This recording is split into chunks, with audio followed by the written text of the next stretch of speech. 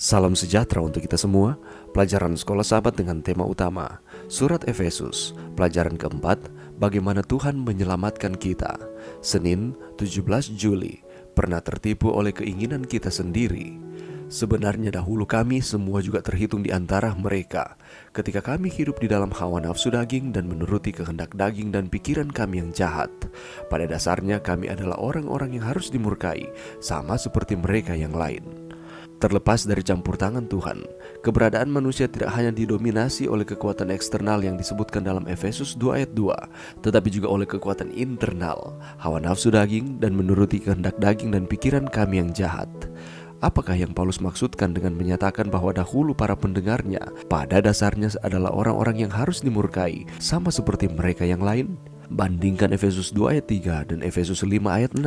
Realitas kehidupan yang hilang saat ini cukup menyedihkan, tetapi implikasinya pada hari-hari terakhir masih lebih menakutkan. Manusia yang pada dasarnya kami adalah orang-orang yang harus dimurkai, berada di bawah ancaman penghakiman Allah di akhir zaman.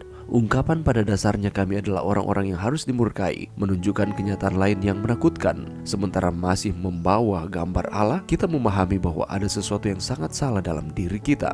Dengan demikian, menjalani kehidupan Kristen bukan hanya masalah menaklukkan satu atau dua kebiasaan buruk atau mengatasi pelanggaran dan dosa apapun yang sedang mengancam. Kita tidak hanya bersaing dengan perbuatan-perbuatan dosa, tetapi dengan inti dosa. Kita cenderung memberontak melawan Tuhan dan menuju kepada pembinasaan. Manusia secara lalai terperangkap dalam pola perilaku yang merusak diri sendiri dan berdosa, mengikuti perintah iblis dan keinginan bawaan kita yang berdosa. Orang-orang percaya pernah pada dasarnya adalah orang-orang yang harus dimurkai. Penting untuk dicatat bahwa Paulus menggunakan bentuk lampau. Pada dasarnya kami adalah atau were orang-orang yang harus dimurkai. Ini tidak berarti bahwa kecenderungan yang melekat pada kejahatan tidak lagi menjadi realitas orang percaya. Paulus menghabiskan sebagian besar suratnya, Efesus 4 ayat 17 sampai Efesus 5 ayat 21, memperingatkan bahwa tindakan berdosa yang berakar pada sifat dosa tetap menjadi ancaman bagi orang Kristen. Namun, ini berarti bahwa manusia lama tidak perlu lagi mendominasi orang percaya, yang melalui kuasa Kristus dapat menanggalkan manusia lama dan mengenakan manusia baru yang telah diciptakan menurut kehendak Allah di dalam kebenaran dan kekudusan yang sesungguhnya. Siapa yang tidak pernah mengalami betapa rusaknya sifat kita sendiri, bahkan setelah kita menyerahkan diri kita kepada Yesus? Apakah yang hal ini ajarkan kepada kita tentang betapa pentingnya kita berpegang teguh padanya setiap saat dalam hidup kita? Pelajaran yang bisa kita dapatkan pada saat ini. Saudaraku, adakah di antara kita yang berani mengaku bahwa diri kita adalah orang yang benar, saleh, tidak bercacat, dan tidak pernah melakukan akan dosa?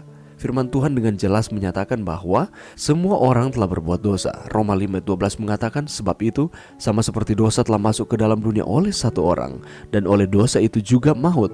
Demikianlah maut itu telah menjalar kepada semua orang, karena semua orang telah berbuat dosa. Lebih lanjut lagi di dalam Mazmur 14 ayat 3 mengatakan, mereka semua telah menyeleweng, semuanya telah bejat, tidak ada yang berbuat baik, seorang pun tidak. Dan lebih lanjut lagi di dalam Roma 3 ayat 23 mengatakan, karena semua orang telah berbuat dosa dan telah kehilangan kemuliaan Allah. Dengan kata lain, ketika kita membaca akan ayat-ayat di dalam firman Tuhan ini, apabila kita dengan penuh kerendahan hati membacanya, maka kita akan mengaku bahwa memang kita rentan dengan kesalahan. Kita sering melakukan akan kesalahan, dosa-dosa sering kita lakukan, dan seringkali kita menyakiti akan hati Tuhan. Dalam suratnya kepada jemaat di Efesus, Rasul Paulus menggambarkan kondisi yang hilang ini dengan kiasan berjalan di jalan dunia ini, memenuhi keinginan, kemauan, kehendak, pikiran daging. Dengan melakukan itu, mereka yang tidak diperbaharui mencapai titik di mana mereka menyebut kejahatan itu baik dan kebaikan itu jahat, dan mengubah kegelapan menjadi terang dan terang menjadi kegelapan. Keadaan ini tidak hanya merupakan kekacauan moral, tetapi juga pemberontakan moral melawan Allah.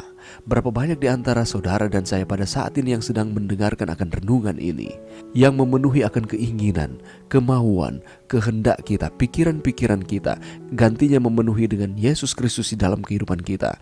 Tetapi sebaliknya, pemikiran-pemikiran duniawi terlepas dari tuntunan Allah yang menguasai akan cara berpikir kita. Dan pada akhirnya ketika hal-hal ini kita manjakan di dalam kehidupan kita, pada akhirnya kita akan menyebut kejahatan itu baik dan kebaikan itu jahat, dan mengubah kegelapan menjadi terang dan terang menjadi kegelapan. Dengan kata lain, kita melakukan dosa demi dosa di dalam setiap kehidupan kita. Oleh sebab itu Rasul Paulus mengatakan bahwa pada dasarnya kami adalah orang-orang yang harus dimurkai. Karena sebelum mereka mengenal Allah, mereka masih terlibat di dalam tindakan-tindakan yang tidak menyenangkan akan hati Tuhan di dalam kehidupan mereka.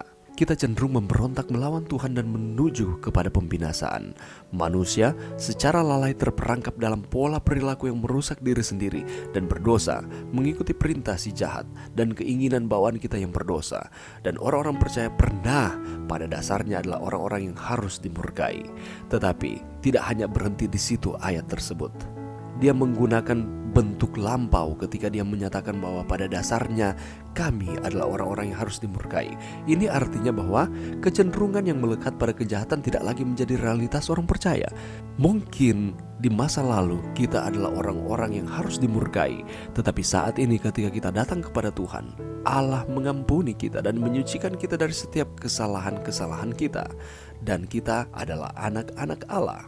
Oleh karena itu, Rasul Paulus menyatakan bahwa manusia lama tidak perlu lagi mendominasi orang percaya, yang melalui kuasa Kristus dapat menanggalkan manusia lama dan mengendakkan manusia baru yang telah diciptakan menurut kehendak Allah di dalam kebenaran dan kekudusan yang sesungguhnya. Mungkin kita pernah tertipu oleh keinginan kita sendiri di masa lampau, tapi Allah menyediakan jalan keluar. Yesus Kristus memberikan pengampunan kepada kita.